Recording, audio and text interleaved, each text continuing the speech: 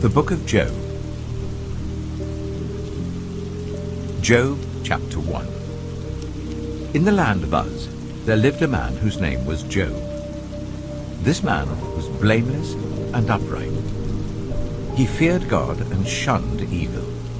He had 7 sons and 3 daughters, and he owned 7,000 sheep, 3,000 camels, 500 yoke of oxen, and 500 donkeys, and had a large number of servants.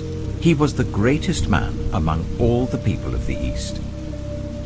His sons used to hold feasts in their homes on their birthdays, and they would invite their 3 sisters to eat and drink with them. When a period of feasting had run its course, Job would make arrangements for them to be purified. Early in the morning he would sacrifice a burnt offering for each of them, thinking, "Perhaps my children have sinned and cursed God in their hearts." This was Job's regular custom. One day, the angels came to present themselves before the Lord, and Satan also came with them. The Lord said to Satan, "Where have you come from?" Satan answered the Lord, "From roaming throughout the earth, going to and fro on it." Then the Lord said to Satan, "Have you considered my servant Job? There is no one on earth like him. He is blameless and upright, a man who fears God and shuns evil." "Does Job fear God for nothing?" Satan replied. "Have you not put a hedge around him and his household and everything he has? You have blessed the work of his hands, so that his flocks and herds are spread throughout the land. But now stretch out your hand and strike everything he has, and he will surely curse you to your face." The Lord said to Satan, "Very well then. Everything he has is in your power. But on the man himself do not lay a finger." Then Satan went out from the presence of the Lord. One day, when Job's sons and daughters were feasting and drinking wine at the eldest brother's house, a messenger came to Job and said, "The oxen were plowing and the donkeys were grazing nearby, and the Sabeans attacked and made off with them. They put the servants to the sword, and I am the only one who has escaped to tell you." While he was still speaking, another messenger came and said, "The fire of God fell from the heavens and burned up the sheep and the servants, and I am the only one who has escaped to tell you." While he was still speaking, another messenger came and said, "The Chaldeans formed 3 raiding parties and swept down on your camels and made off with them. They put the servants to the sword, and I am the only one who has escaped to tell you." While he was still speaking, yet another messenger came and said, "Your sons and daughters were feasting and drinking wine at the eldest brother's house, when suddenly a mighty wind swept in from the desert and struck the 4 corners of the house. It collapsed on them, and they are dead. And I am the only one who has escaped to tell you." At this, Job got up and tore his robe and shaved his head. Then he fell to the ground in worship and said, "Naked I came from my mother's womb, and naked I shall depart. The Lord gave, and the Lord has taken away. May the name of the Lord be praised." In all this, Job did not sin by charging God with wrongdoing. Job chapter 2. On another day the angels came to present themselves before the Lord, and Satan also came with them to present himself before him. And the Lord said to Satan, "Where have you come from?" Satan answered the Lord, "From roaming throughout the earth, going to and fro on it." Then the Lord said to Satan, "Have you considered my servant Job? There is no one on earth like him. He is blameless and upright, a man who fears God and shuns evil. And he still maintains his integrity, though you incited me against him to ruin him without any reason." "Skin for skin," Satan replied. "A man will give all he has for his own life. But now stretch out your hand and strike his flesh and bones, and he will surely curse you to your face." The Lord said to Satan, "Very well then. he is in your hands. But you must spare his life." So Satan went out from the presence of the Lord and afflicted Job with painful sores from the soles of his feet to the crown of his head. Then Job took a piece of broken pottery and scraped himself with it as he sat among the ashes. His wife said to him, "Are you still maintaining your integrity? Curse God and die." He replied, "You are talking like a foolish woman. Shall we accept good from God and not trouble?" In all this, Job did not sin in what he said. When Job's 3 friends, Eliphaz the Temanite, Bildad the Shuhite, and Zophar the Naamathite, heard about all the troubles that had come upon him, they set out from their homes and met together by agreement to go and sympathize with him and comfort him. When they saw him from a distance, they could hardly recognize him. They began to weep aloud, and they tore their robes and sprinkled dust on their heads. Then they sat on the ground with him for 7 days and 7 nights. No one said a word to him, because they saw how great his suffering was. Job chapter 3. After this, Job opened his mouth and cursed the day of his birth. He said, "May the day of my birth perish, and the night that said a boy is conceived. That day, may it turn to darkness. May God above not care about it. May no light shine on it. May gloom and utter darkness claim it once more. May a cloud settle over it. May blackness overwhelm it. That night, may thick darkness seize it. May it not be included among the days of the year, nor be entered in any of the months. May that night be barren. May no shout of joy be heard in it. May those who curse days curse that day. Those who are ready to rouse Leviathan, may its morning stars become dark. May it wait for daylight in vain and not see the first rays of dawn. For it did not shut the doors of the womb on me, to hide trouble from my eyes. Why did I not perish at birth and die as I came from the womb? Why were there knees to receive me and breasts that I might be nursed? For now I would be lying down in peace. I would be asleep and at rest with kings and rulers of the earth who built for themselves places now lying in ruins, with princes who had gold, who filled their houses with silver. Or why was I not hidden away in the ground like a stillborn child, like an infant who never saw the light of day? There the wicked cease from turmoil, and there the weary are at rest. Captives also enjoy their ease. They no longer hear the slave drivers shout. The small and the great are there, and the slaves are freed from their owners. Why is light given to those in misery, and life to the bitter of soul, to those who long for death that does not come, who search for it more than for hidden treasure, who are filled with gladness and rejoice when they reach the grave? Why is life given to a man whose way is hidden, whom God has hedged in? For sighing has become my daily food, my groans pour out like water. What I feared has come upon me. What I dreaded has happened to me. I have no peace, no quietness. I have no rest, but only turmoil. Job chapter 4. Then Eliphaz the Temanite replied, "If someone ventures a word with you, will you be impatient? But who can keep from speaking? Think how you have instructed many, how you have strengthened feeble hands. Your words have supported those who stumbled, you have strengthened faltering knees. But now trouble comes to you, and you are discouraged. It strikes you, and you are dismayed. Should not your piety be your confidence, and your blameless ways your hope? Consider now, who being innocent has ever perished? Where were the upright ever destroyed? As I have observed, those who plough evil and those who sow trouble reap it. At the breath of God they perish. At the blast of his anger they are no more. The lions may roar and growl, yet the teeth of the great lions are broken.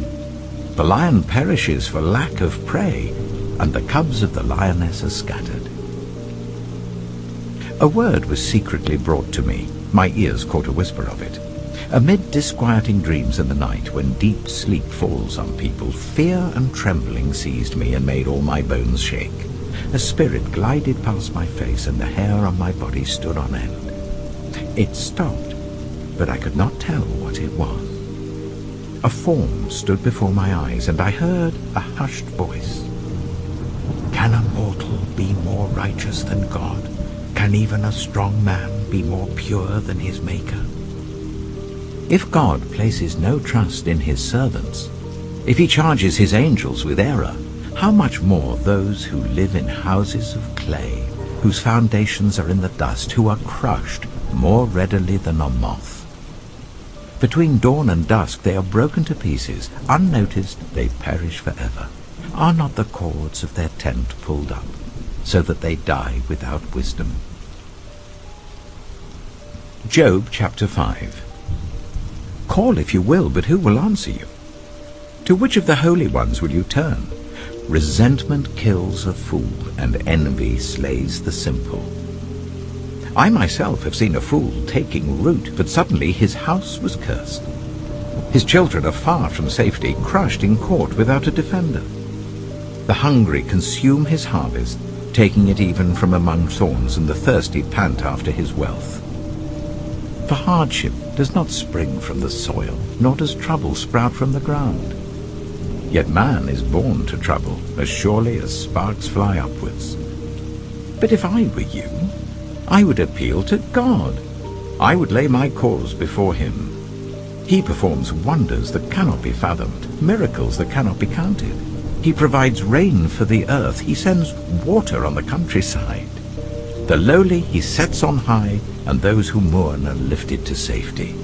He thwarts the plans of the crafty, so that their hands achieve no success. He catches the wise in their craftiness, and the schemes of the wily are swept away. Darkness comes upon them in the daytime. At noon they grope as in the night. He saves the needy from the sword in their mouth. He saves them from the clutches of the powerful. So the poor have hope, and injustice shuts its mouth. Blessed is the one whom God corrects. So do not despise the discipline of the Almighty.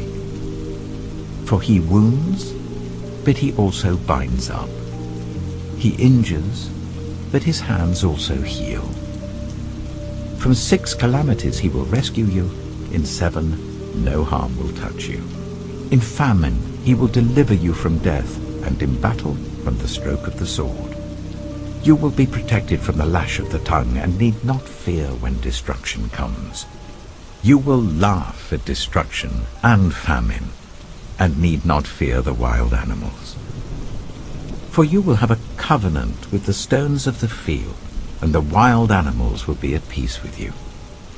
You will know that your tent is secure. You will take stock of your property and find nothing missing. You will know that your children will be many, and your descendants like the grass of the earth. You will come to the grave in full vigor, like sheaves gathered in season. We have examined this, and it is true. So hear it, and apply it to yourself. Job chapter 6. Then Job replied, If only my anguish could be weighed, and all my misery be placed on the scales. It would surely outweigh the sand of the seas. No wonder my words have been impetuous. The arrows of the Almighty are in me. My spirit drinks in their poison. God's terrors are marshaled against me. Does a wild donkey bray when it has grass, or an ox bellow when it has fodder? Is tasteless food eaten without salt, or is there flavor in the sap of the mallow? I refuse to touch it. Such food makes me ill. Oh, that I might have my request, that God would grant what I hope for, that God will be willing to crush me, to let loose his hand and cut off my life. Then I would still have this consolation, my joy in unrelenting pain, that I had not denied the words of the Holy One. What strength do I have that I should still hope? What prospects that I should be patient? Do I have the strength of stone? Is my flesh bronze? Do I have any power to help myself now that success has been driven from me? Anyone who withholds kindness from a friend forsakes the fear of the Almighty. But my brothers are as undependable as intermittent streams, as the streams that overflow when darkened by thawing ice and swollen with melting snow, but that stop flowing in the dry season and in the heat vanish from their channels. Caravans turn aside from their routes. They go off into the wasteland and perish. The caravans of Tema look for water. The travelling merchants of Sheba look in hope. They are distressed because they had been confident. They arrive there only to be disappointed. Now you too have proved to be of no help. You see something dreadful and are afraid. Have I ever said, give something on my behalf, pay a ransom for me from your wealth? Deliver me from the hand of the enemy. Rescue me from the clutches of the ruthless. Teach me, and I will be quiet. Show me where I have been wrong. How painful are honest words. But what do your arguments prove? Do you mean to correct what I say and treat my desperate words as wind? You would even cast lots for the fatherless and barter away your friend. But now, be so kind as to look at me. Would I lie to your face? Relent, do not be unjust. Reconsider, for my integrity is at stake. Is there any wickedness on my lips? Can my mouth not discern malice? Job chapter 7. Do not mortals have hard service on earth? Are not their days like those of hired laborers? Like a slave longing for the evening shadows, or a hired laborer waiting to be paid, so I have been allotted months of futility, and nights of misery have been assigned to me. When I lie down, I think, how long before I get up? The night drags on, and I toss and turn until dawn. My body is clothed with worms and scabs. My skin is broken and festering. My days are swifter than a weaver's shuttle, and they come to an end without hope. Remember, O God, that my life is but a breath. My eyes will never see happiness again. The eye that now sees me will see me no longer. You will look for me, but I will be no more. As a cloud vanishes and is gone, so one who goes down to the grave does not return. He will never come to his house again. His place will know him no more. Therefore I will not keep silent. I will speak out in the anguish of my spirit. I will complain in the bitterness of my soul. Am I the sea, or the monster of the deep, that you put me under guard?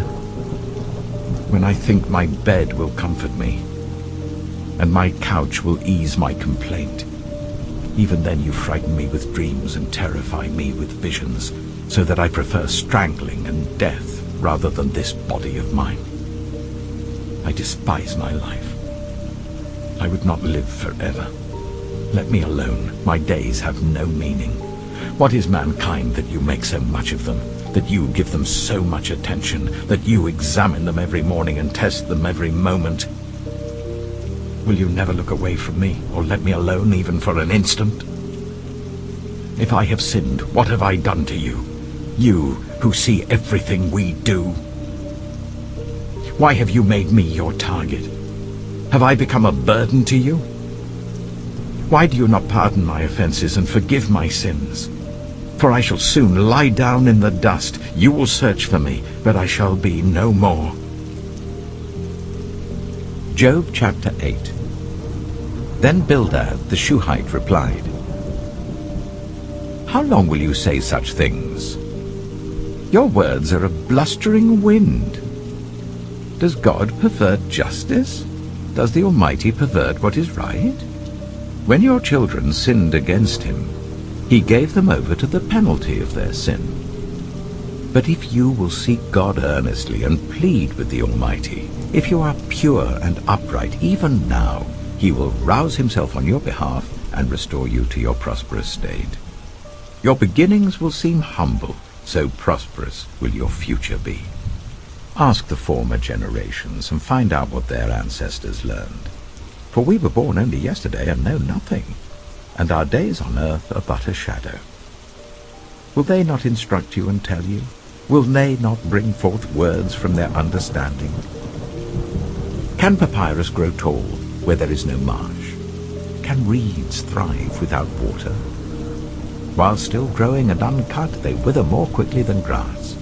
Such is the destiny of all who forget God. So perishes the hope of the godless. What they trust in is fragile. What they rely on is a spider's web. They lean on the web, but it gives way. They cling to it, but it does not hold. They are like a well-watered plant in the sunshine, spreading its shoots over the garden. It entwines its roots round a pile of rocks and looks for a place among the stones. But when it is torn from its spot, that place disowns it and says, "I never saw you." Surely its life withers away, and from the soil other plants grow. Surely God does not reject one who is blameless, or strengthen the hands of evildoers. He will yet fill your mouth with laughter and your lips with shouts of joy. Your enemies will be clothed in shame, and the tents of the wicked will be no more. Job chapter 9. Then Job replied, "Indeed, I know that this is true. But how can mere mortals prove their innocence before God? Though they wished to dispute with him, they could not answer him one sin 1,000 times.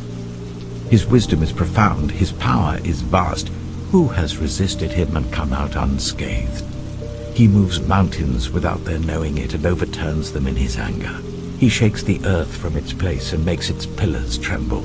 He speaks to the sun, and it does not shine.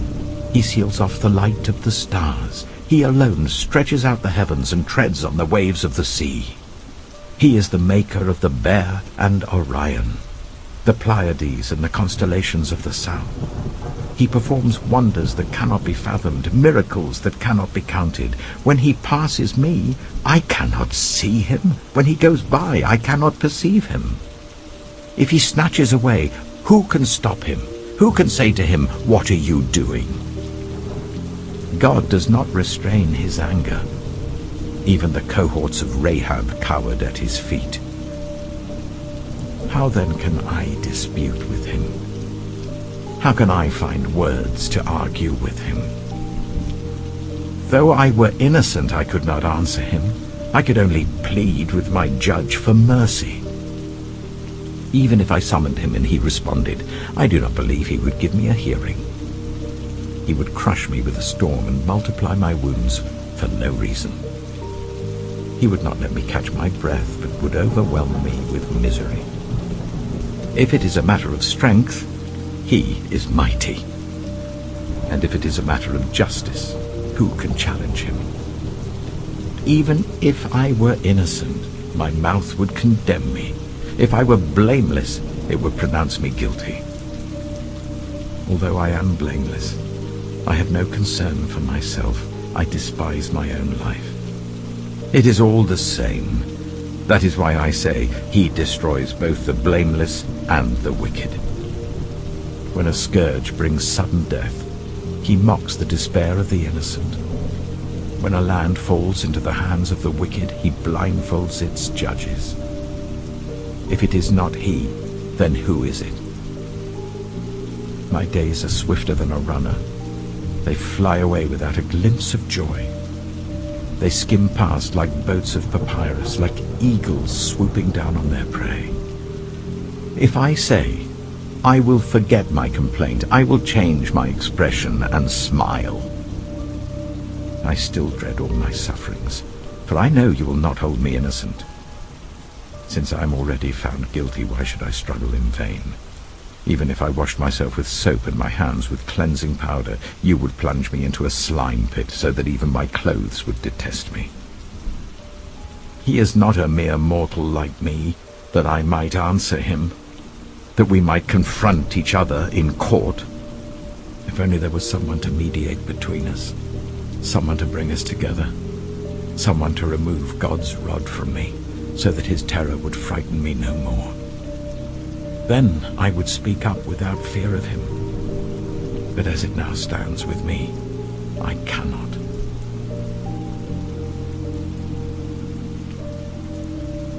Job chapter 10. I loathe my very life.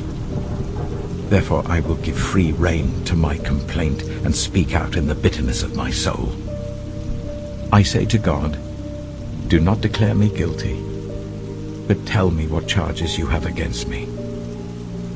Does it please you to oppress me, to spurn the work of your hands, while you smile on the plans of the wicked? Do you have eyes of flesh? Do you see as a mortal sees? Are your days like those of a mortal, or your years like those of a strong man, that you must search out my faults and probe after my sin?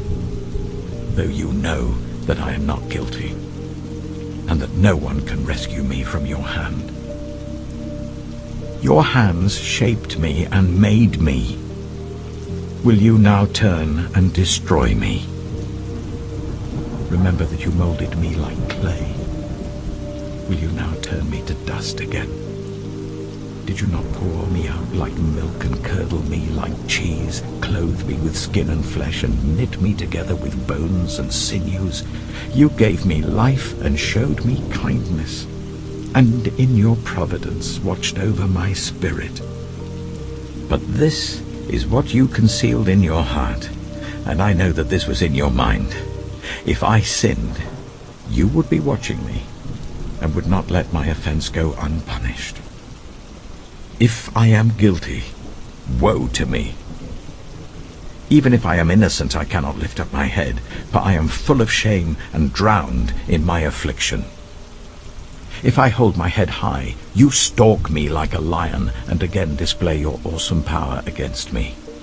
You bring new witnesses against me, and increase your anger towards me. Your forces come against me, wave upon wave. Why then did you bring me out of the womb? I wish I had died before any eye saw me. If only I had never come into being, or had been carried straight from the womb to the grave. Are not my few days almost over? Turn away from me so that I can have a moment's joy before I go to the place of no return, to the land of gloom and utter darkness, to the land of deepest night, of utter darkness and disorder, where even the light is like darkness. Job chapter 11. Then Zophar the Naamathite replied, Are all these words to go unanswered? Is this talker to be vindicated? Will your idle talk reduce others to silence? Will no one rebuke you when you mock? You say to God, My beliefs are flawless, and I am pure in your sight. Oh, how I wish that God would speak, that he would open his lips against you, and disclose to you the secrets of wisdom, for true wisdom has two sides. Know this, God has even forgotten some of your sin. Can you fathom the mysteries of God? Can you probe the limits of the Almighty? They are higher than the heavens above. What can you do? They are deeper than the depths below. What can you know? Their measure is longer than the earth and wider than the sea. If he comes along and confines you in prison and convenes a court, who can oppose him? Surely he recognizes deceivers, and when he sees evil, does he not take note? But the witless can no more become wise than a wild donkey's colt can be born human.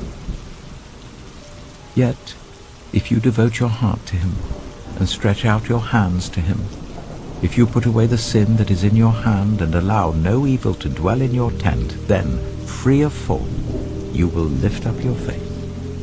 You will stand firm and without fear. You will surely forget your trouble, recalling it only as waters gone by.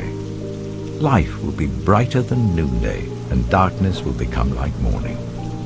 You will be secure because there is hope. You will look about you and take your rest in safety. You will lie down with no one to make you afraid, and many will court your favor.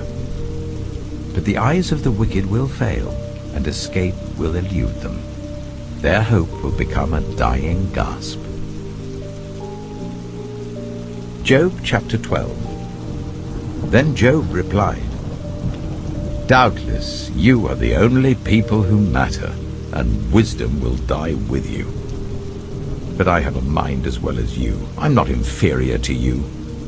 Who does not know all these things? I have become a laughingstock to my friends, though I called on God and he answered. A mere laughingstock, though righteous and blameless. Those who are at ease have contempt for misfortune, as the fate of those whose feet are slipping. The tents of marauders are undisturbed, and those who provoke God are secure, those whom God has in his hand. But ask the animals, and they will teach you, or the birds in the sky, and they will tell you. Or speak to the earth, and it will teach you, or let the fish in the sea inform you. Which of all these does not know that the hand of the Lord has done this? In his hand is the life of every creature and the breath of all mankind. Does not the ear test words as the tongue tastes food? Is not wisdom found among the aged? Does not long life bring understanding? To God belong wisdom and power.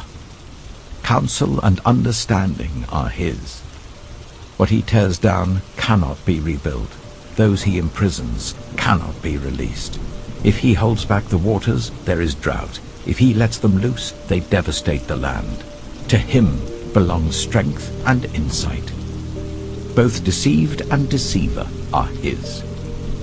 He leads rulers away stripped, and makes fools of judges.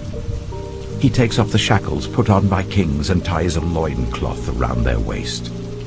He leads priests away stripped and overthrows officials long established. He silences the lips of trusted advisers and takes away the discernment of elders. He pours contempt on nobles and disarms the mighty. He reveals the deep things of darkness and brings utter darkness into the light. He makes nations great and destroys them. He enlarges nations and disperses them. He deprives the leaders of the earth of their reason. He makes them wander in a trackless waste. They grope in darkness with no light. He makes them stagger like drunkards. Job chapter 13. My eyes have seen all this. My ears have heard and understood it. What you know I also know. I'm not inferior to you. But I desire to speak to the Almighty and to argue my case with God. You, however, smear me with lies. You are worthless physicians, all of you. If only you would be altogether silent. For you, that would be wisdom. Hear now my argument. Listen to the pleas of my lips. Will you speak wickedly on God's behalf? Will you speak deceitfully for him? Will you show him partiality? Will you argue the case for God? Would it turn out well if he examined you? Could you deceive him as you might deceive a mortal? He would surely call you to account if you secretly showed partiality. Would not his splendor terrify you? Would not the dread of him fall on you? Your maxims are proverbs of ashes. Your defenses are defenses of clay. Keep silent and let me speak. Then let come to me what may. Why do I put myself in jeopardy and take my life in my hands? Though he slay me, yet will I hope in him. I will surely defend my ways to his face. Indeed, this will turn out for my deliverance, for no godless person would dare come before him. Listen carefully to what I say. Let my words ring in your ears. Now that I have prepared my case, I know I will be vindicated. Can anyone bring charges against me? If so, I will be silent and die. Only grant me these two things, God, and then I will not hide from you. Withdraw your hand far from me, and stop frightening me with your terrors. Then summon me and I will answer, or let me speak, and you reply to me. How many wrongs and sins have I committed? Show me my offense and my sin. Why do you hide your face and consider me your enemy? Will you torment a wind-blown leaf? Will you chase after dry chaff? For you write down bitter things against me and make me reap the sins of my youth. You fasten my feet in shackles. You keep close watch on all my paths by putting marks on the soles of my feet. So man wastes away like something rotten, like a garment eaten by moths. Job chapter 14. Mortals, born of woman, are of few days and full of trouble. They spring up like flowers and wither away, like fleeting shadows. They do not endure.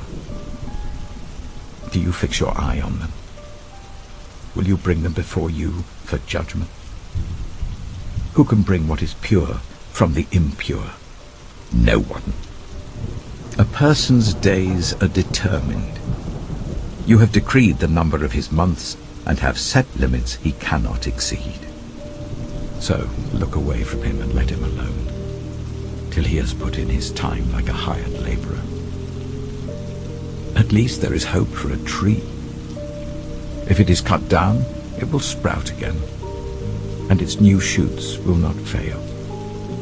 Its roots may grow old in the ground, and its stump die in the soil, yet at the scent of water it will bud and put forth shoots like a plant. But a man dies and is laid low. He breathes his last and is no more. As the water of a lake dries up, or a riverbed becomes parched and dry, so he lies down and does not rise. Till the heavens are no more, people will not awake or be roused from their sleep. If only you would hide me in the grave, and conceal me till your anger has passed. If only you would set me a time and then remember me. If someone dies, will they live again? All the days of my hard service I will wait for my renewal to come. You will call, and I will answer you. You will long for the creature your hands have made. Surely then you will count my steps, but not keep track of my sin. My offenses will be sealed up in a bag. You will cover over my sin. But as a mountain erodes and crumbles, and as a rock is moved from its place, as water wears away stones and torrents wash away the soil, so you destroy a person's hope. You overpower them once for all, and they are gone. You change their countenance and send them away. If their children are honored, they do not know it. If their children are brought low, they do not see it. They feel but the pain of their own bodies and mourn only for themselves. Job chapter 15. Then Eliphaz the Temanite replied, Would a wise person answer with empty notions, or fill their belly with the hot east wind? Would they argue with useless words, with speeches that have no value? But you even undermine piety and hinder devotion to God. Your sin prompts your mouth. You adopt the tongue of the crafty. Your own mouth condemns you, not mine. Your own lips testify against you. Are you the first man ever born? Were you brought forth before the hills? Do you listen in on God's counsel? Do you have a monopoly on wisdom? What do you know that we do not know? What insights do you have that we do not have? The gray-haired and the aged are on our side, men even older than your father. Are God's consolations not enough for you, words spoken gently to you? Why has your heart carried you away, and why do your eyes flash, so that you vent your rage against God and pour out such words from your mouth? What are mortals, that they could be pure? Or those born of woman, that they could be righteous? If God places no trust in his holy ones, if even the heavens are not pure in his eyes, how much less mortals, who are vile and corrupt, who drink up evil like water? Listen to me, and I will explain to you. Let me tell you what I have seen, what the wise have declared, hiding nothing received from their ancestors, to whom alone the land was given when no foreigners moved among them. All his days the wicked man suffers torment, the ruthless man, through all the years stored up for him. Terrifying sounds fill his ears. When all seems well, marauders attack him. He despairs of escaping the realm of darkness. He is marked for the sword. He wanders about for food like a vulture. He knows the day of darkness is at hand. Distress and anguish fill him with terror. Troubles overwhelm him, like a king poised to attack, because he shakes his fist at God and vaunts himself against the Almighty, defiantly charging against him with a thick, strong shield.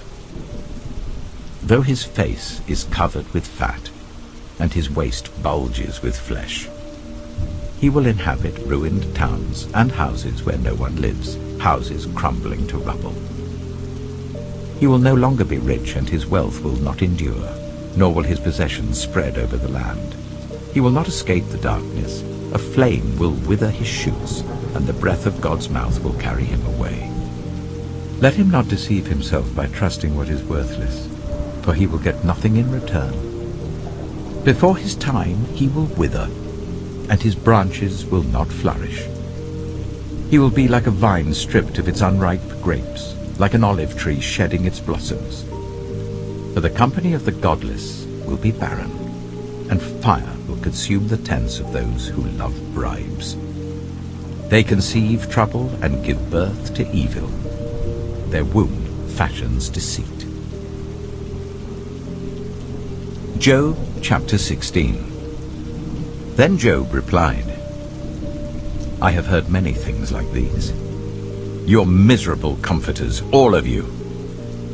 Will your long-winded speeches never end? What ails you that you keep on arguing? I also could speak like you if you were in my place. I could make fine speeches against you and shake my head at you. But my mouth would encourage you. Comfort from my lips would bring you relief. Yet if I speak, my pain is not relieved, and if I refrain, it does not go away. Surely, God, you have worn me out. You have devastated my entire household. You have shriveled me up, and it has become a witness. My gauntness rises up and testifies against me. God assails me and tears me in his anger and gnashes his teeth at me. My opponent fastens on me his piercing eyes. People open their mouths to jeer at me. They strike my cheek in scorn and unite together against me. God has turned me over to the ungodly and thrown me into the clutches of the wicked. All was well with me, but he shattered me. He seized me by the neck and crushed me. He has made me his target. His archers surround me. Without pity, he pierces my kidneys and spills my gall on the ground. Again and again he bursts upon me. He rushes at me like a warrior. I have sewed sackcloth over my skin and buried my brow in the dust. My face is red with weeping. Dark shadows ring my eyes. Yet my hands have been free of violence, and my prayer is pure. Earth, do not cover my blood. May my cry never be laid to rest. Even now my witness is in heaven. My advocate is on high. My intercessor is my friend, as my eyes pour out tears to God. On behalf of a man, he pleads with God as one pleads for a friend. Only a few years will pass before I take the path of no return. Job chapter 17. My spirit is broken, my days are cut short, the grave awaits me. Surely mockers surround me. My eyes must dwell on their hostility. Give me, O God, the pledge you demand. Who else will put up security for me? You have closed their minds to understanding, therefore you will not let them triumph. If anyone denounces their friends for reward, the eyes of their children will fail. God has made me a byword to everyone, a man in whose face people spit. My eyes are grown dim with grief. My whole frame is but a shadow. The upright are appalled at this. The innocent are aroused against the ungodly. Nevertheless, the righteous will hold to their ways, and those with clean hands will grow stronger. But come on, all of you. Try again. I will not find a wise man among you. My days have passed, my plans are shattered. Yet the desires of my heart turn night into day. In the face of the darkness, light is near. If the only home I hope for is the grave, if I spread out my bed in the realm of darkness, if I say to corruption, you are my father, and to the worm, my mother, or my sister, where then is my hope? Who can see any hope for me? Will it go down to the gates of death? Will we descend together into the dust? Job chapter 18. Then Bildad the Shuhite replied, When will you end these speeches? Be sensible, and then we can talk. Why are we regarded as cattle and considered stupid in your sight? You, who tear yourself to pieces in your anger. Is the earth to be abandoned for your sake? Or must the rocks be moved from their place? The lamp of a wicked man is snuffed out. The flame of his fire stops burning. The light in his tent becomes dark. The lamp beside him goes out. The vigor of his step is weakened. His own schemes throw him down. His feet thrust him into a net. He wanders into its mesh. A trap seizes him by the heel. A snare holds him fast. A noose is hidden for him on the ground. A trap lies in his path. Terrors startle him on every side and dog his every step. Calamity is hungry for him. Disaster is ready for him when he falls. It eats away parts of his skin. Death's firstborn devours his limbs. He is torn from the security of his tent and marched off to the king of terrors. Fire resides in his tent. Burning sulphur is scattered over his dwelling. His roots dry up below, and his branches wither above. The memory of him perishes from the earth. He has no name in the land. He is driven from light into the realm of darkness and is banished from the world. He has no offspring or descendants among his people, no survivor where once he lived. People of the west are appalled at his fate. Those of the east are seized with horror. Surely such is the dwelling of an evil man. Such is the place of one who does not know God. Job chapter 19. Then Job replied, How long will you torment me and crush me with words? 10 times now you have reproached me. Shamelessly you attack me. If it is true that I have gone astray, my error remains my concern alone. If indeed you would exalt yourselves above me and use my humiliation against me, then know that God has wronged me and drawn his net around me. Though I cry, violence, I get no response. Though I call for help, there is no justice. He has blocked my way so that I cannot pass. He has shrouded my paths in darkness. He has stripped me of my honor and removed the crown from my head. He tears me down on every side till I am gone. He uproots my hope like a tree. His anger burns against me. He counts me among his enemies. His troops advance in force. They build a siege ramp against me and encamp around my tent. He has alienated my family from me. My acquaintances are completely estranged from me. My relatives have gone away. My closest friends have forgotten me. My guests and my female servants count me a foreigner. They look upon me as a stranger. I summon my servant, but he does not answer, though I beg him with my own mouth. My breath is offensive to my wife. I'm loathsome to my own family. Even the little boys scorn me. When I appear, they ridicule me. All my intimate friends detest me. Those I love have turned against me. I am nothing but skin and bones. I have escaped only by the skin of my teeth. Have pity on me, my friends. Have pity, for the hand of God has struck me. Why do you pursue me as God does? Will you never get enough of my flesh? Oh, that my words were recorded, that they were written on a scroll, that they were inscribed with an iron tool on lead or engraved in rock forever. I know that my Redeemer lives, and that in the end he will stand on the earth. And after my skin has been destroyed, yet in my flesh I will see God. I myself will see him with my own eyes, I and not another. How my heart yearns within me. If you say, "How we will hound him, since the root of the trouble lies in him," you should fear the sword yourselves. For wrath will bring punishment by the sword, and then you will know that there is judgment. Job chapter 20. Then Zophar the Naamathite replied, "My troubled thoughts prompt me to answer because I am greatly disturbed.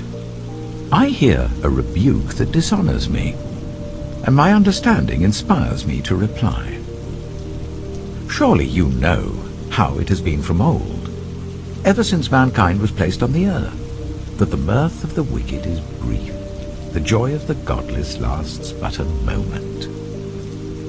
Though the pride of the godless person reaches to the heavens and his head touches the clouds, he will perish forever, like his own dung. Those who have seen him will say, 'Where is he?' Like a dream he flies away, no more to be found, banished like a vision of the night. The eye that saw him will not see him again. His place will look on him no more. His children must make amends to the poor. His own hands must give back his wealth. The youthful vigor that fills his bones will lie with him in the dust. Though evil is sweet in his mouth, and he hides it under his tongue, though he cannot bear to let it go, and lets it linger in his mouth, yet his food will turn sour in his stomach. It will become the venom of serpents within him. He will spit out the riches he swallowed. God will make his stomach vomit them up. He will suck the poison of serpents. The fangs of an adder will kill him. He will not enjoy the streams, the rivers flowing with honey and cream.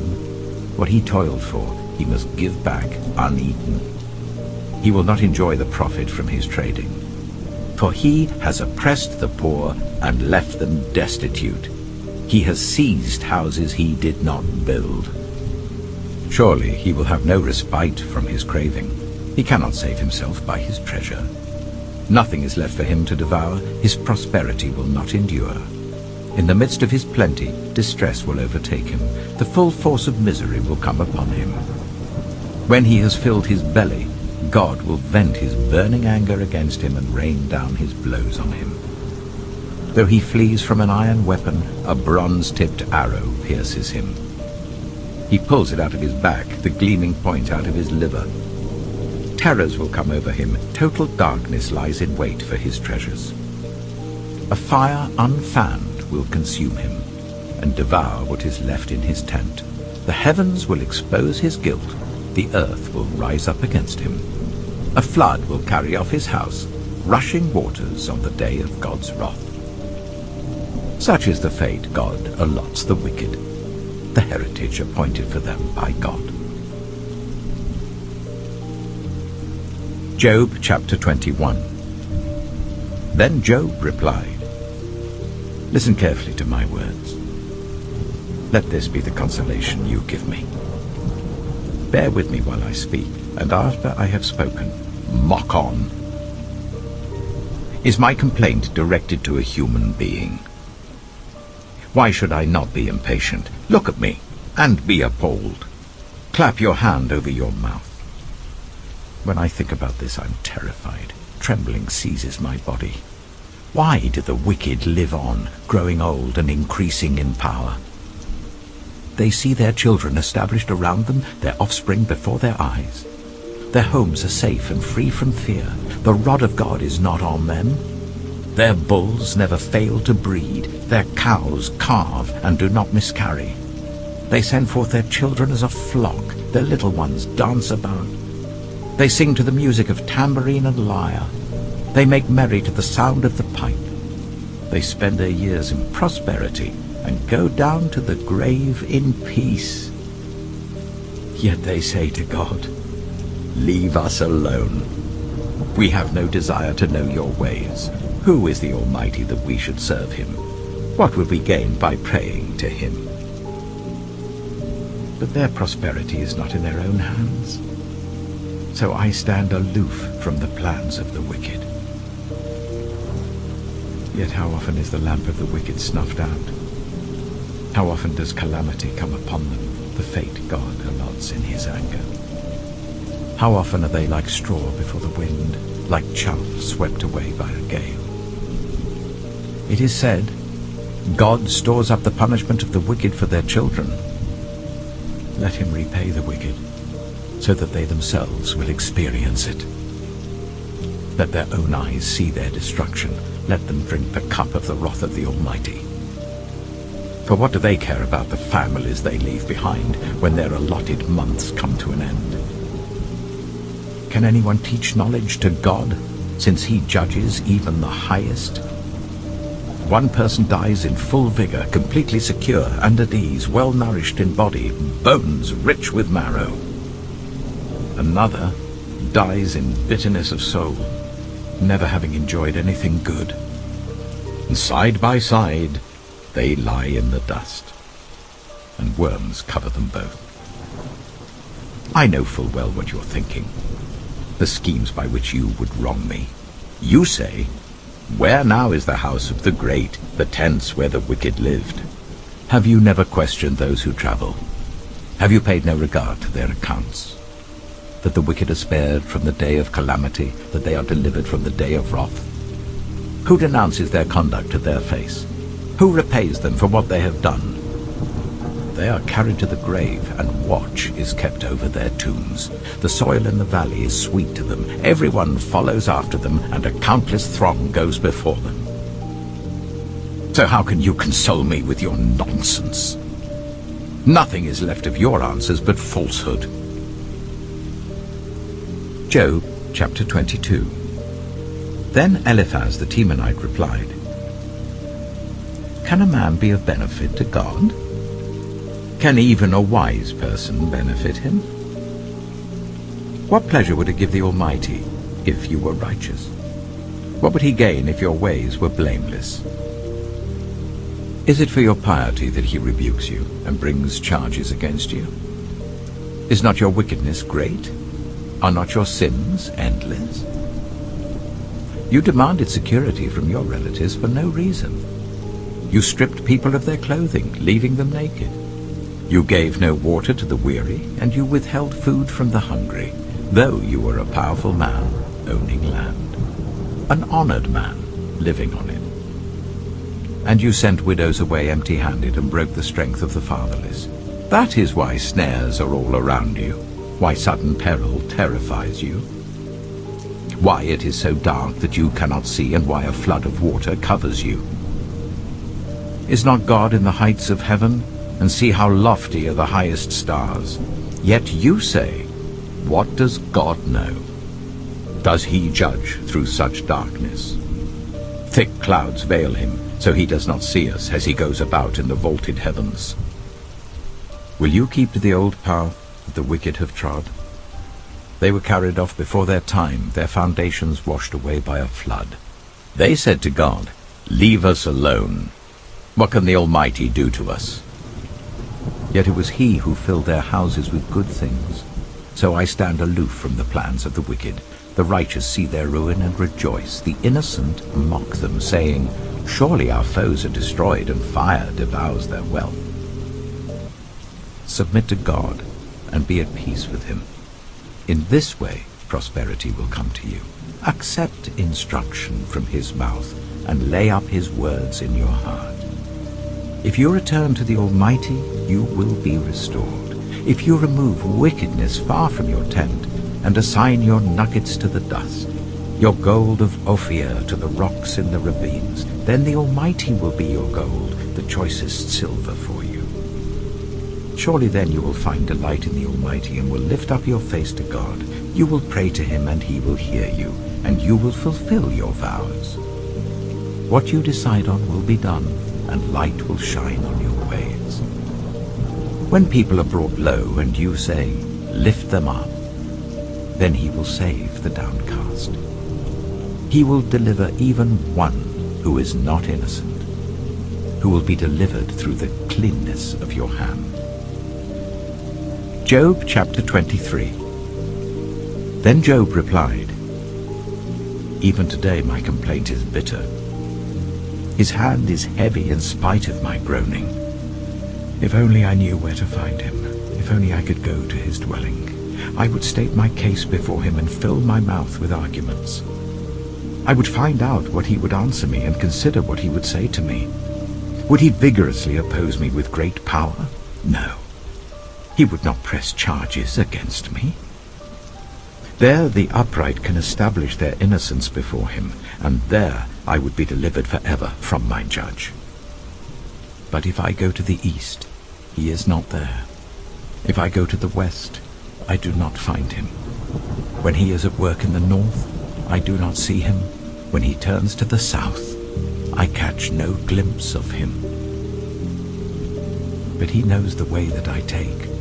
When he has tested me, I shall come forth as gold. My feet have closely followed his steps. I have kept to his way without turning aside. I have not departed from the commands of his lips. I have treasured the words of his mouth more than my daily bread. But he stands alone, and who can oppose him? He does whatever he pleases. He carries out his decree against me, and many such plans he still has in store. That is why I am terrified before him. When I think of all this, I fear him. God has made my heart faint. The Almighty has terrified me. Yet I am not silenced by the darkness, by the thick darkness that covers my face. Job chapter 24. Why does the Almighty not set times for judgment? Why must those who know him look in vain for such days? There are those who move boundary stones. They pasture flocks they have stolen. They drive away the orphan's donkey and take the widow's ox in pledge. They thrust the needy from the path and force all the poor of the land into hiding. Like wild donkeys in the desert, the poor go about their labor of foraging food. The wasteland provides food for their children.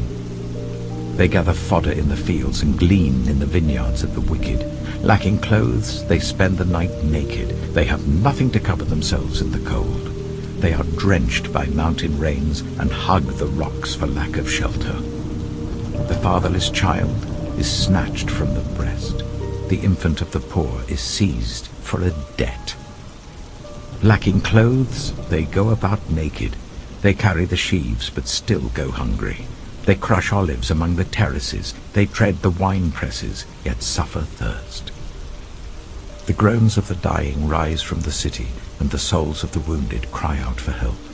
But God charges no one with wrongdoing. There are those who rebel against the light, who do not know its ways or stay in its paths. When daylight is gone, the murderer rises up, kills the poor and needy, and in the night steals forth like a thief. The eye of the adulterer watches for dusk. He thinks, no eye will see me, and he keeps his face concealed. In the dark, thieves break into houses, but by day they shut themselves in. They want nothing to do with the light. For all of them, midnight is their morning. They make friends with the terrors of darkness. Yet they are foam on the surface of the water. Their portion of the land is cursed, so that no one goes to the vineyards. As heat and drought snatch away the melted snow, so the grave snatches away those who have sinned. The womb forgets them. The worm feasts on them. The wicked are no longer remembered, but are broken like a tree. They prey on the barren and childless woman, and to the widow they show no kindness. But God drags away the mighty by his power. Though they become established, they have no assurance of life.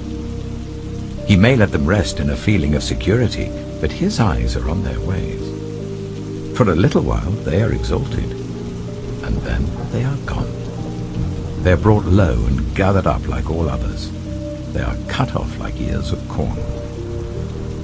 If this is not so, who can prove me false and reduce my words to nothing? Job chapter 25. Then Bildad the Shuhite replied, Dominion and awe belong to God. He establishes order in the heights of heaven. Can his forces be numbered? On whom does his light not rise? How then can a mortal be righteous before God? How can one born of woman be pure? If even the moon is not bright, and the stars are not pure in his eyes, how much less a mortal, who is but a maggot, a human being, who is only a worm. Job chapter 26. Then Job replied, How you have helped the powerless! How you have saved the arm that is feeble! What advice you have offered to one without wisdom! And what great insight you have displayed! Who has helped you utter these words, and whose spirit spoke from your mouth? The dead are in deep anguish, those beneath the waters and all that live in them. The realm of the dead is naked before God. Destruction lies uncovered. He spreads out the northern skies over empty space. He suspends the earth over nothing. He wraps up the waters in his clouds, yet the clouds do not burst under their weight. He covers the face of the full moon, spreading his clouds over it. He marks out the horizon on the face of the waters for a boundary between light and darkness. The pillars of the heavens quake aghast at his rebuke. By his power he churned up the sea. By his wisdom he cut Rahab to pieces. By his breath the skies became fair. His hand pierced the gliding serpent. And these are but the outer fringe of his works. How faint the whisper we hear of him! Who then can understand the thunder of his power? Job chapter 27. And Job continued his discourse. As surely as God lives, who has denied me justice, the Almighty who has made my life bitter. As long as I have life within me, the breath of God in my nostrils, my lips will not say anything wicked, and my tongue will not utter lies. I will never admit you are in the right. Till I die, I will not deny my integrity. I will maintain my innocence and never let go of it. My conscience will not reproach me as long as I live. May my enemy be like the wicked, my adversary like the unjust. For what hope have the godless when they are cut off, when God takes away their life? Does God listen to their cry when distress comes upon them? Will they find delight in the Almighty? Will they call on God at all times? I will teach you about the power of God. The ways of the Almighty I will not conceal. You have all seen this yourselves. Why then this meaningless talk? Here is the fate God allots to the wicked, the heritage a ruthless man receives from the Almighty. However many his children, their fate is the sword.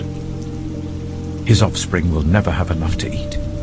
The plague will bury those who survive him, and their widows will not weep for them. Though he heaps up silver like dust, and clothes like piles of clay, what he lays up the righteous will wear, and the innocent will divide his silver. The house he builds is like a moth's cocoon, like a hut made by a watchman. He lies down wealthy, but will do so no more. When he opens his eyes, all is gone. Terrors overtake him like a flood. A tempest snatches him away in the night. The east wind carries him off, and he is gone. It sweeps him out of his place. It hurls itself against him without mercy as he flees headlong from its power. It claps its hands in derision and hisses him out of his place. Job chapter 28. There is a mine for silver, and a place where gold is refined. Iron is taken from the earth, and copper is smelted from ore. Mortals put an end to the darkness. They search out the farthest recesses for ore in the blackest darkness. Far from human dwellings they cut a shaft in places untouched by human feet. Far from other people they dangle and sway.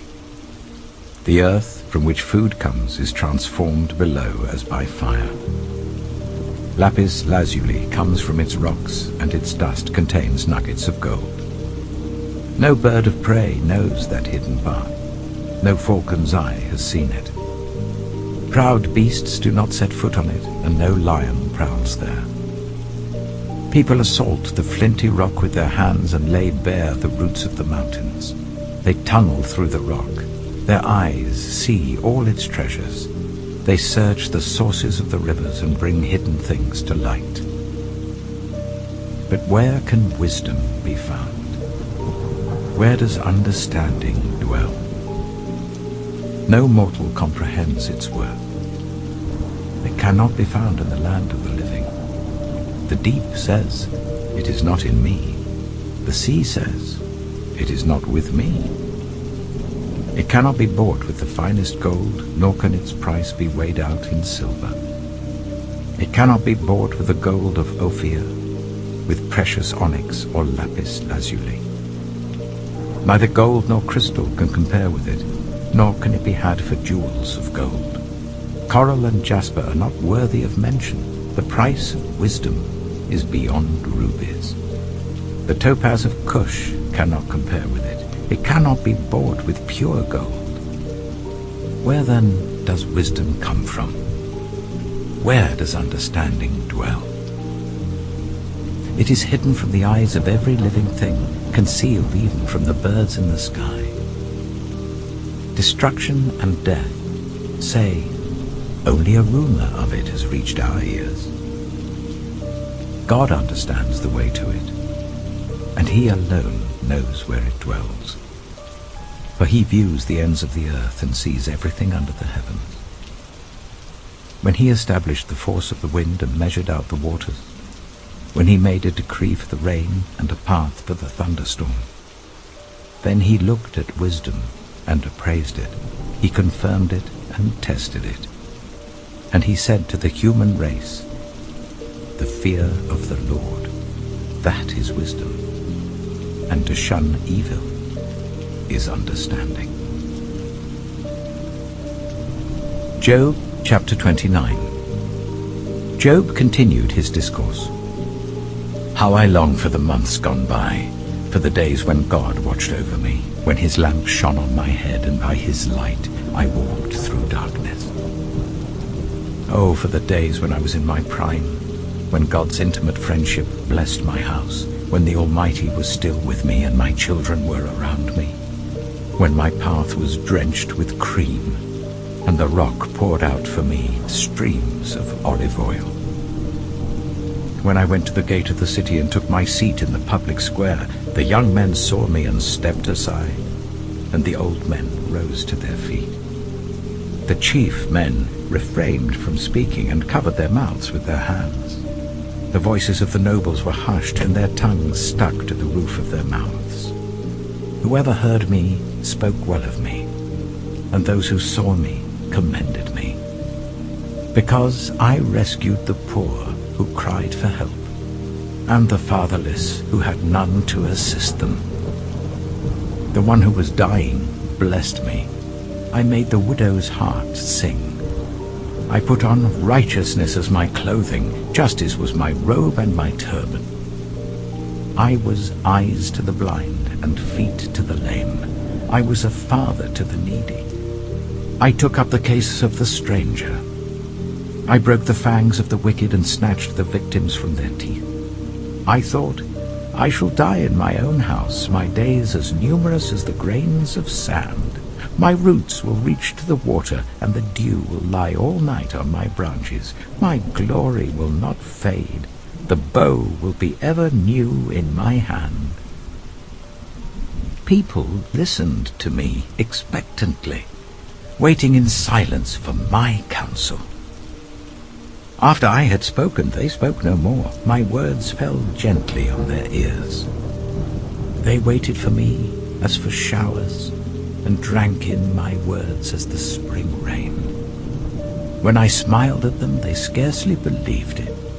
The light of my faith was precious to them. I chose the way for them and sat as their chief. I dwelt as a king among his troops. I was like one who comforts mourners. Job chapter 30. But now they mock me, men younger than I, whose fathers I would have disdained to put with my sheepdogs. Of what use was the strength of their hands to me, since their vigor had gone from them? Haggard from want and hunger, they roamed the parched land in desolate wastelands at night. In the brush they gathered salt herbs, and their food was the root of the broom bush. They were banished from human society, shouted at as if they were thieves. They were forced to live in the dry stream beds, among the rocks and in holes in the ground. They brayed among the bushes and huddled in the undergrowth. A base and nameless brood, they were driven out of the land. And now those young men mock me in song. I have become a byword among them. They detest me and keep their distance. They do not hesitate to spit in my face. Now that God has unstrung my bow and afflicted me, they throw off restraint in my presence. On my right, the tribe attacks. They lay snares for my feet. They build their siege ramps against me. They break up my road. They succeed in destroying me. No one can help him, they say. They advance as through a gaping breach. Amid the ruins they come rolling in. Terrors overwhelm me. My dignity is driven away as by the wind. My safety vanishes like a cloud. And now my life ebbs away. Days of suffering grip me. Night pierces my bones. My gnawing pains ever rest. In his great power, God becomes like clothing to me. He binds me like the neck of my garment. He throws me into the mud, and I am reduced to dust and ashes. I cry out to you, God, but you do not answer. I stand up, but you merely look at me. You turn on me ruthlessly. With the might of your hand you attack me. You snatch me up and drive me before the wind. You toss me about in the storm. I know you will bring me down to death, to the place appointed for all the living. Surely no one lays a hand on a broken man when he cries for help in his distress. Have I not wept for those in trouble? Has not my soul grieved for the poor? Yet when I hoped for good, evil came. When I looked for light, then came darkness. The churning inside me never stops. Days of suffering confront me. I go about blackened, but not by the sun. I stand up in the assembly and cry for help. I have become a brother of jackals, a companion of owls. My skin grows black and peels. My body burns with fever. My lyre is tuned to mourning, and my pipe to the sound of wailing. Job chapter 31. I made a covenant with my eyes, not to look lustfully at a young woman. For what is our lot from God above, our heritage from the Almighty on high? Is it not ruin for the wicked, disaster for those who do wrong? Does he not see my ways and count my every step? If I have walked with falsehood, or my foot has hurried after deceit, Let God weigh me in honest scales, and he will know that I am blameless. If my steps have turned from the path, if my heart has been led by my eyes, or if my hands have been defiled, then may others eat what I have sown, and may my crops be uprooted. If my heart has been enticed by a woman, or if I have lurked at my neighbor's door, then may my wife grind another man's grain, and may other men sleep with her. For that would have been wicked, a sin to be judged. It is a fire that burns to destruction. It would have uprooted my harvest. If I have denied justice to any of my servants, whether male or female, when they had a grievance against me, what will I do when God confronts me? What will I answer when called to account? Did not he who made me in the womb make them? Did not the same one form us both within our mothers? If I have denied the desires of the poor, or let the eyes of the widow grow weary, if I have kept my bread to myself, not sharing it with the fatherless, but from my youth I reared them as a father would, and from my birth I guided the widow, if I have seen anyone perishing for lack of clothing, or the needy without garments, and their hearts did not bless me for warming them with the fleece from my sheep, if I have raised my hand against the fatherless, knowing that I had influence in court, then let my arm fall from the shoulder, let it be broken off at the joint. For I dreaded destruction from God, and for fear of his splendor I could not do such things. If I have put my trust in gold, or said to pure gold, you are my security. If I have rejoiced over my great wealth, the fortune my hands had gained, if I have regarded the sun in its radiance, or the moon moving in splendor, so that my heart was secretly enticed, and my hand offered them a kiss of homage, then these also would be sins to be judged, for I would have been unfaithful to God on high. If I have rejoiced at my enemy's misfortune, or gloated over the trouble that came to him, I have not allowed my mouth to sin by invoking a curse against their life. If those of my household have never said, who has not been filled with Job's meat? But no stranger had to spend the night in the street, for my door was always open to the traveler. If I have concealed my sin, as people do, by hiding my guilt in my heart, because I so feared the crowd and so dreaded the contempt of the clans, that I kept silent and would not go outside. Oh, that I had someone to hear me. My sign now, my defense. Let the Almighty answer me. Let my accuser put his indictment in writing. Surely I would wear it on my shoulder. I would put it on like a crown. I would give him an account of my every step. I would present it to him as to a ruler. If my land cries out against me, and all its furrows are wet with tears, if I have devoured its yield without payment, or broken the spirit of its tenants, then let briars come up instead of wheat, and stinkweed instead of barley. The words of Job are ended.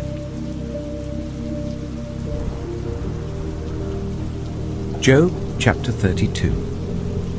So these three men stopped answering Job, because he was righteous in his own eyes.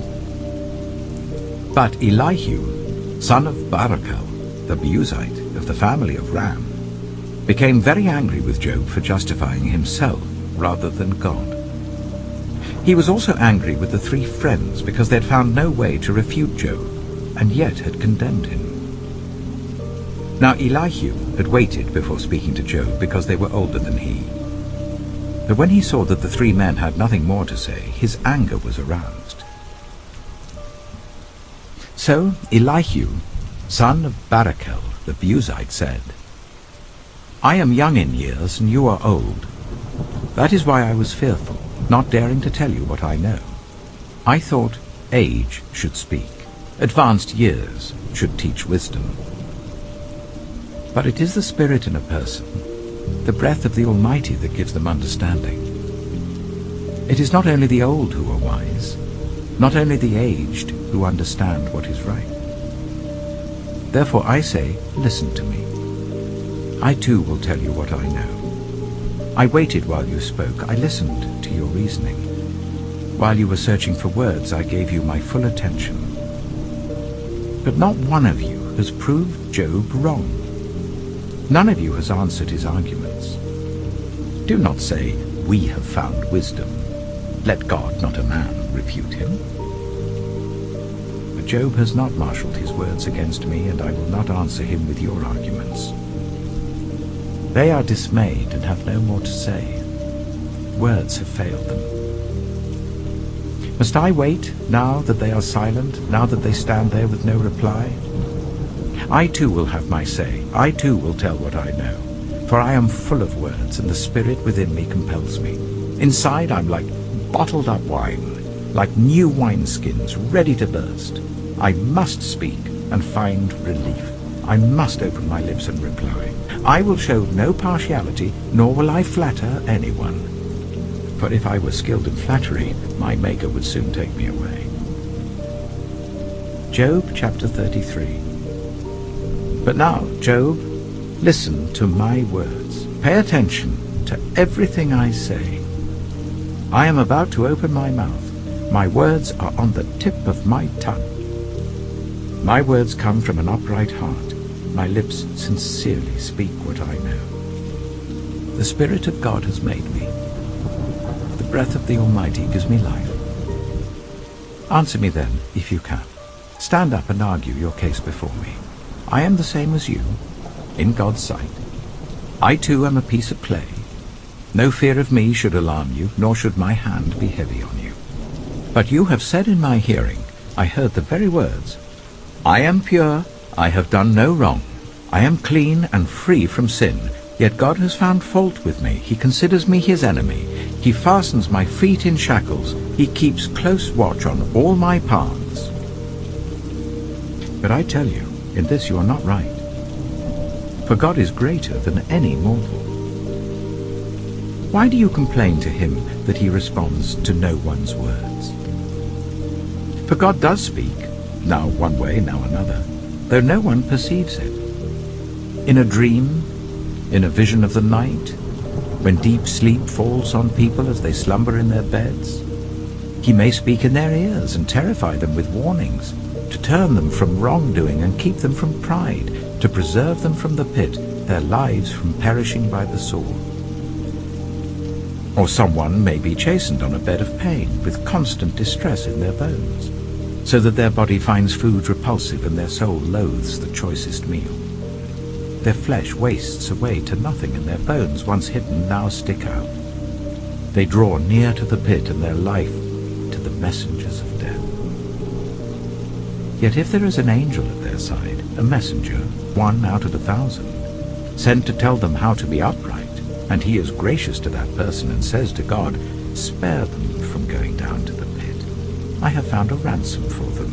Let their flesh be renewed like a child's. Let them be restored as in the days of their youth. Then that person can pray to God and find favor with him. They will see God's face and shout for joy. He will restore them to full well-being. And they will go to others and say, I have sinned, and I have perverted what is right, but I did not get what I deserved. God has delivered me from going down to the pit, and I shall live to enjoy the light of life. God does all these things to a person, twice, even 3 times, to turn them back from the pit, that the light of life may shine on them. Pay attention, Job, and listen to me. Be silent, and I will speak. If you have anything to say, answer me. Speak up, for I want to vindicate you. But if not, then listen to me. Be silent, and I will teach you wisdom. Job chapter 34. Then Elihu said, Hear my words, you wise men. Listen to me, you men of learning. For the ear tests words as the tongue tastes food. Let us discern for ourselves what is right. Let us learn together what is good. Job says, I am innocent, but God denies me justice.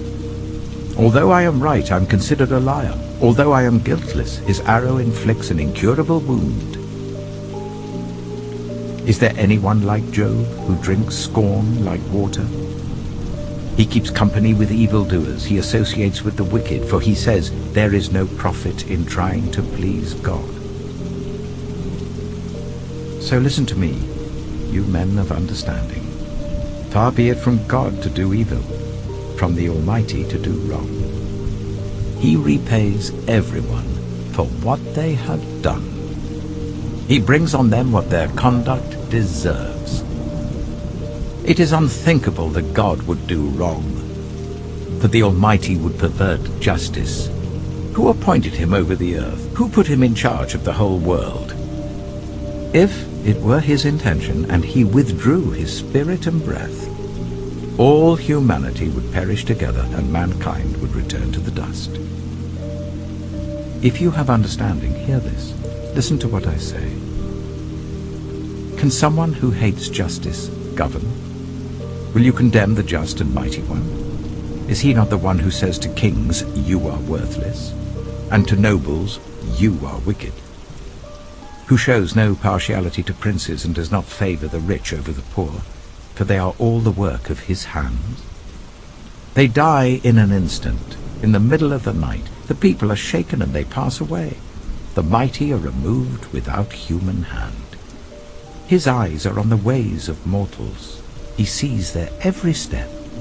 There is no deep shadow, no utter darkness, where evildoers can hide. God has no need to examine men further, that they should come before him for judgment. Without inquiry, he shatters the mighty and sets up others in their place. Because he takes note of their deeds, he overthrows them in the night and they are crushed. He punishes them for their wickedness where everyone can see them, because they turned from following him and had no regard for any of his ways. They caused the cry of the poor to come before him, so that he heard the cry of the needy. But if he remains silent, who can condemn him? If he hides his face, who can see him? Yet he is over individual and nation alike, to keep the godless from ruling, from laying snares for the people. Suppose someone says to God, I am guilty but will offend no more. Teach me what I cannot see. If I have done wrong, I will not do so again. Should God then reward you on your terms when you refuse to repent? You must decide, not I. So tell me what you know. Men of understanding declare, wise men who hear me say to me, Job speaks without knowledge, his words lack insight. Oh, that Job might be tested to the uttermost for answering like a wicked man. To his sin he adds rebellion. Scornfully he claps his hands among us and multiplies his words against God. Job chapter 35. Then Elihu said, Do you think this is just? You say, I am in the right, not God. Yet you ask him, what profit is it to me, and what do I gain by not sinning? I would like to reply to you, and to your friends with you. Look up at the heavens and see. Gaze at the clouds so high above you. If you sin, how does that affect him?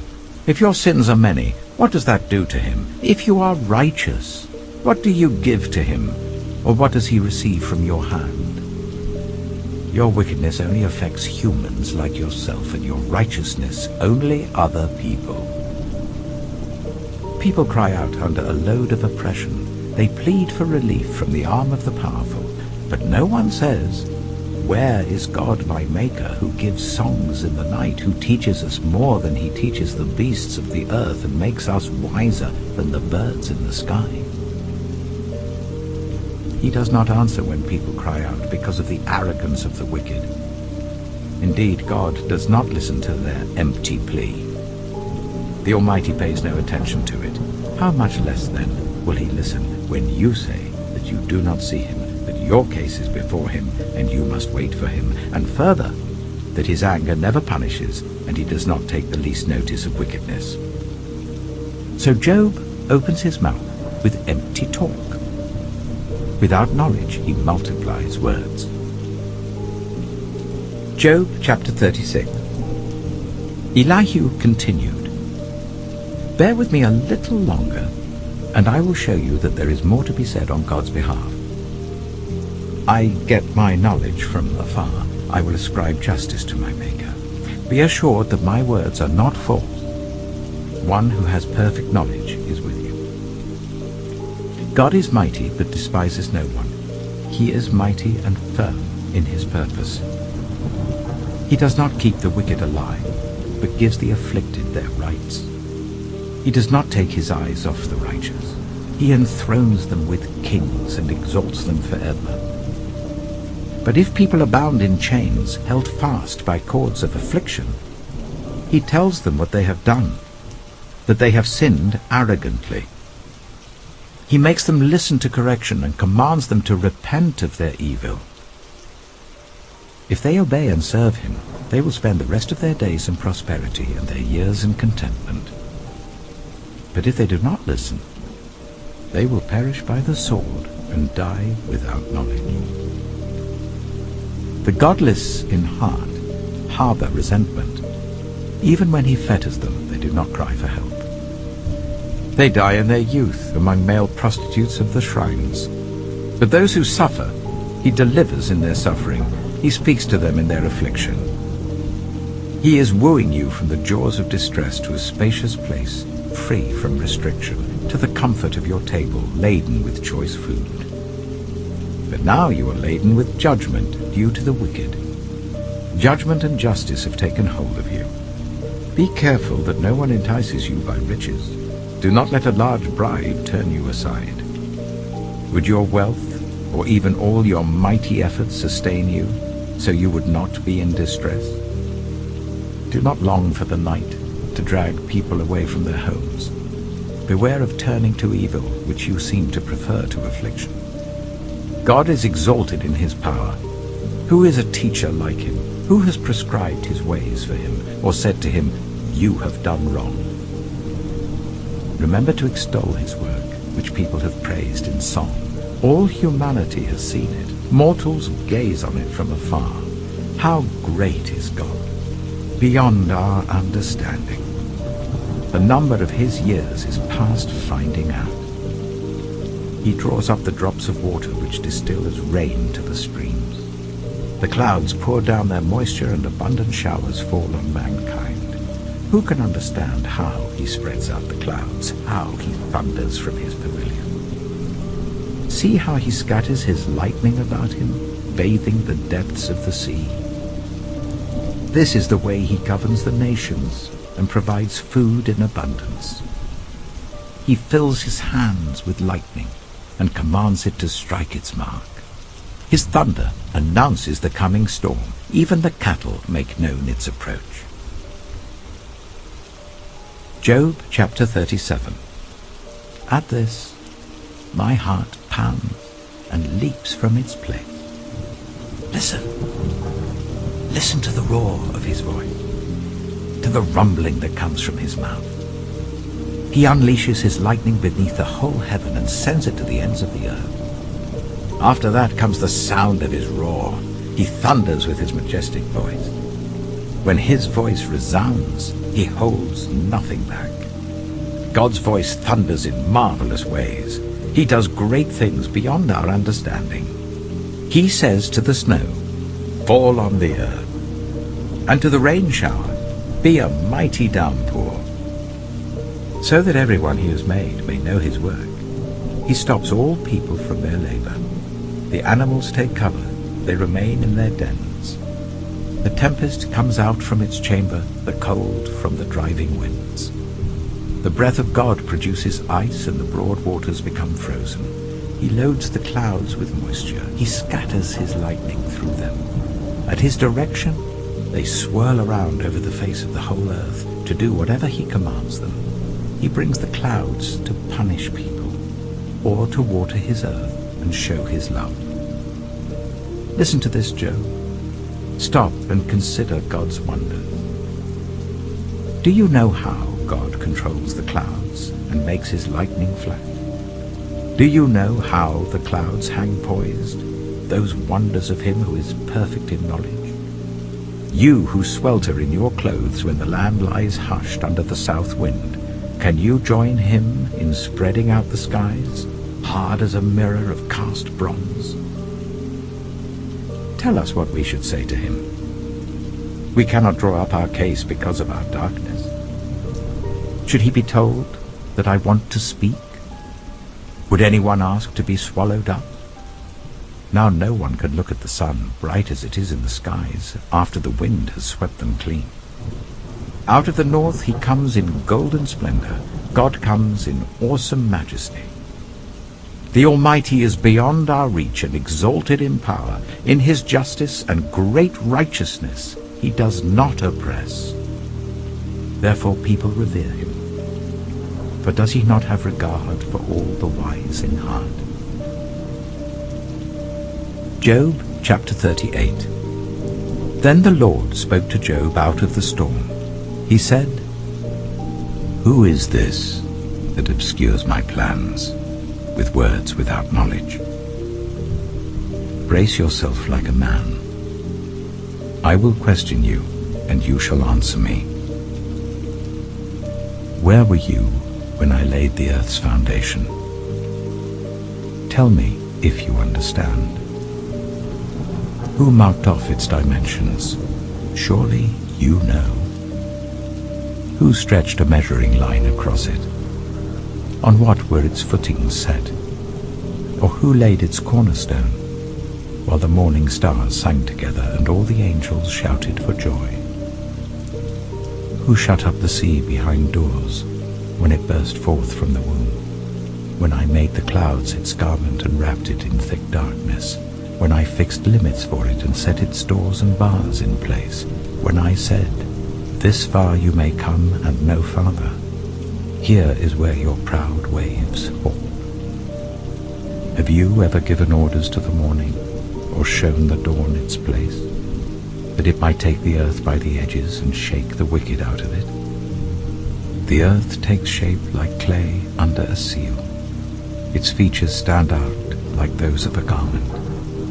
The wicked are denied their light, and their upraised arm is broken. Have you journeyed to the springs of the sea, or walked in the recesses of the deep? Have the gates of death been shown to you? Have you seen the gates of the deepest darkness? Have you comprehended the vast expanses of the earth? Tell me if you know all this.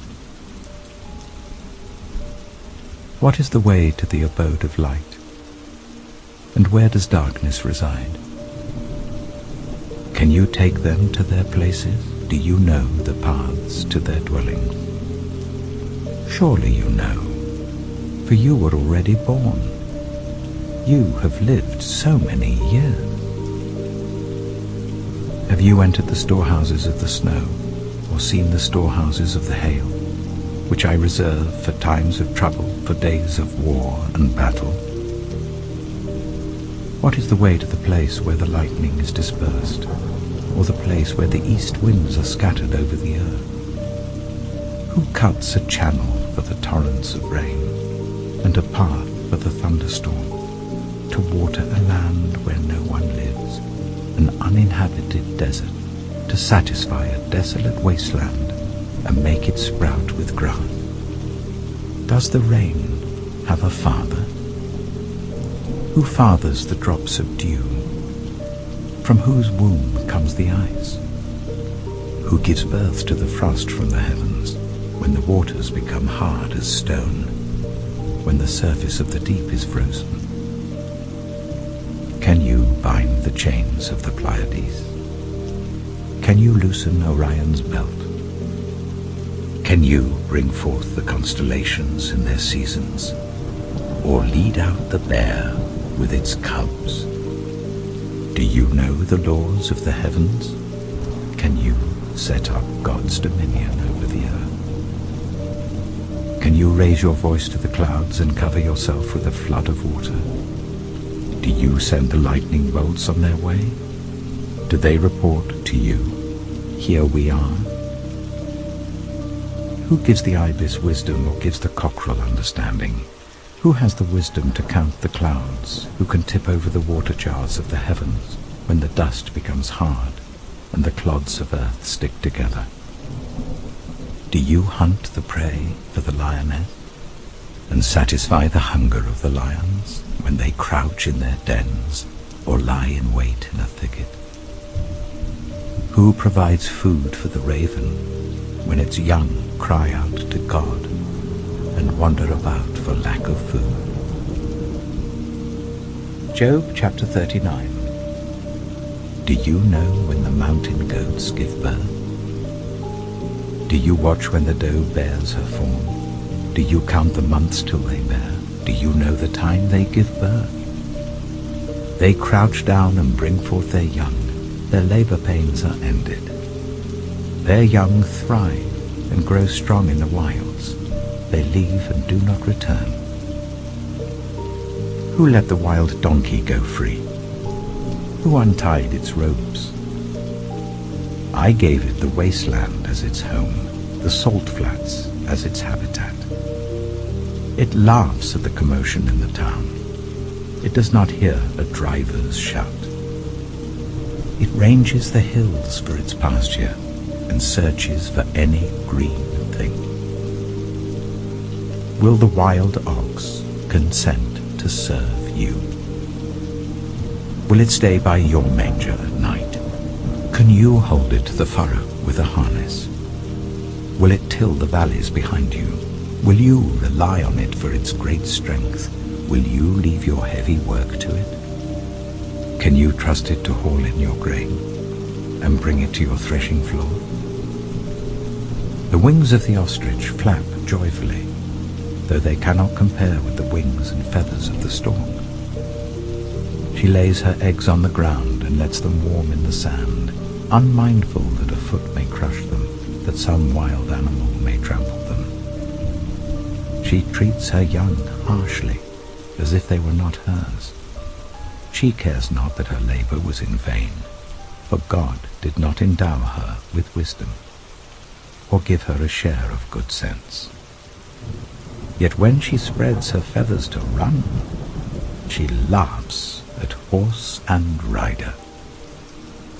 Do you give the horse its strength, or clothe its neck with a flowing mane?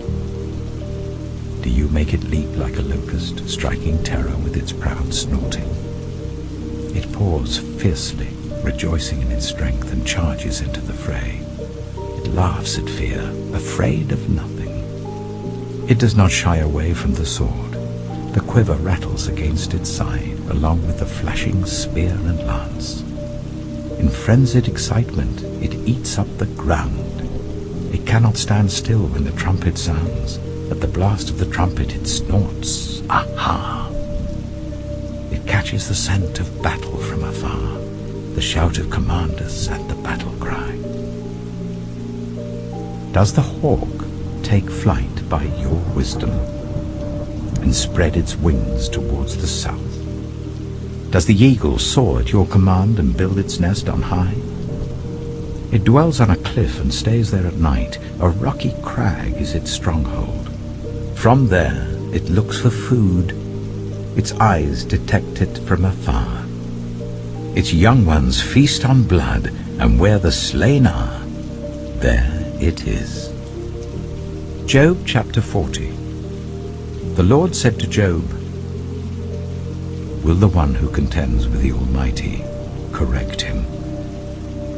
Let him who accuses God answer him. Then Job answered the Lord, I am unworthy. How can I reply to you?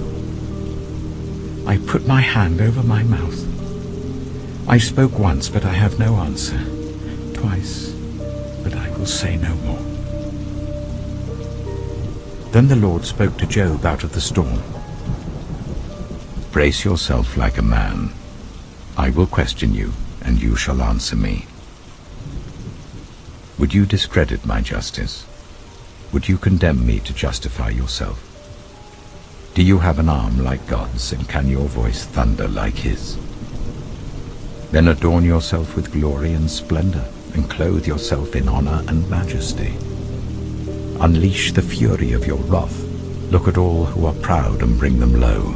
Look at all who are proud and humble them. Crush the wicked where they stand. Bury them all in the dust together. Shroud their faces in the grave.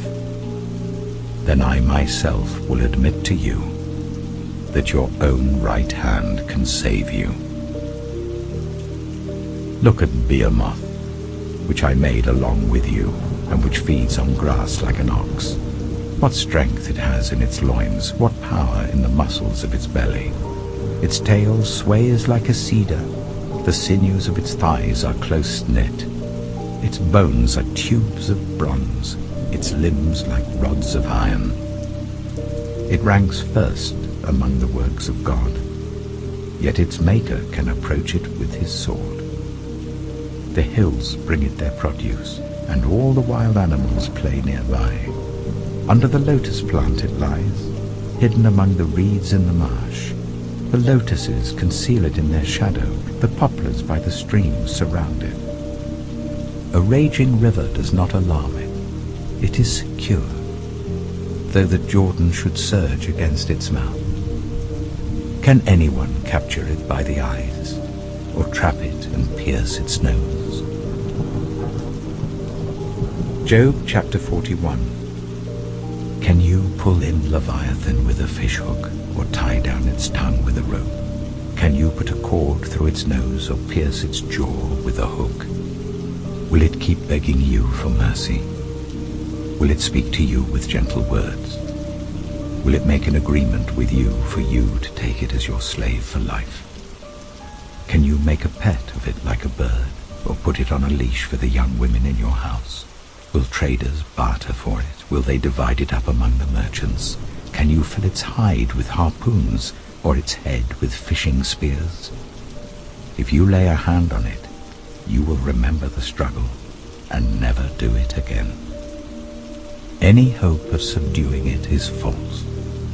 The mere sight of it is overpowering. No one is fierce enough to rouse it. Who then is able to stand against me? Who has a claim against me that I must pay? Everything under heaven belongs to me. I will not fail to speak of Leviathan's limbs, its strength and its graceful form. Who can strip off its outer coat? Who can penetrate its double coat of armor? Who dares open the doors of its mouth, ringed about with its fearsome teeth? Its back has rows of shields tightly sealed together. Each is so close to the next that no air can pass between.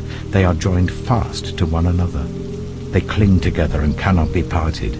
Its snorting throws out flashes of light. Its eyes are like the rays of dawn. Flames stream from its mouth. Sparks of fire shoot out. Smoke pours from its nostrils as from a boiling pot over burning reeds. Its breath sets coals ablaze, and flames dart from its mouth. Strength resides in its neck. Dismay goes before it. The folds of its flesh are tightly joined. They are firm and immovable.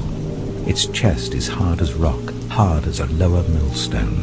When it rises up, the mighty are terrified. They retreat before its thrashing. The sword that reaches it has no effect, nor does the spear or the dart or the javelin. Iron it treats like straw, and bronze like rotten wood. Arrows do not make it flee. Slingstones are like chaff to it. A club seems to it but a piece of straw. It laughs at the rattling of the lance. Its undersides are jagged potsherds, leaving a trail in the mud like a threshing sledge. It makes the depths churn like a boiling cauldron, and stirs up the sea like a pot of ointment. It leaves a glistening wake behind it. One would think the deep had white hair. Nothing on earth is its equal, a creature without fear. It looks down on all that are haughty. It is king over all that are proud. Job chapter 42. Then Job replied to the Lord, I know that you can do all things. No purpose of yours can be thwarted. You asked, who is this that obscures my plans without knowledge? Surely I spoke of things I did not understand, things too wonderful for me to know. You said, listen now, and I will speak. I will question you, and you shall answer me. My ears had heard of you, but now my eyes have seen you. Therefore I despise myself and repent in dust and ashes. After the Lord had said these things to Job, he said to Eliphaz the Temanite, I am angry with you and your 2 friends, because you have not spoken the truth about me as my servant Job has. So now take 7 bulls and 7 rams, and go to my servant Job and sacrifice a burnt offering for yourselves. My servant Job will pray for you, and I will accept his prayer, and not deal with you according to your folly. You have not spoken the truth about me, as my servant Job has. So Eliphaz the Temanite, Bildad the Shuhite, and Zophar the Naamathite did what the Lord told them, and the Lord accepted Job's prayer. After Job had prayed for his friends, the Lord restored his fortune, and gave him twice as much as he had before. All his brothers and sisters, and everyone who had known him before, came and ate with him in his house. They comforted and consoled him over all the trouble the Lord had brought on him, and each one gave him a piece of silver and a gold ring. The Lord blessed the latter part of Job's life more than the former part. He had 14,000 sheep, 6,000 camels, 1,000 yoke of oxen, and 1,000 donkeys. And he also had 7 sons and 3 daughters. The first daughter he named Jemimah, the second Keziah, and the third Karen-Happuch. Nowhere in all the land were there found women as beautiful as Job's daughters, and their father granted them an inheritance along with their brothers. After this, Job lived 140 years. He saw his children and their children to the 4th generation. And so Job died, an old man and full of years.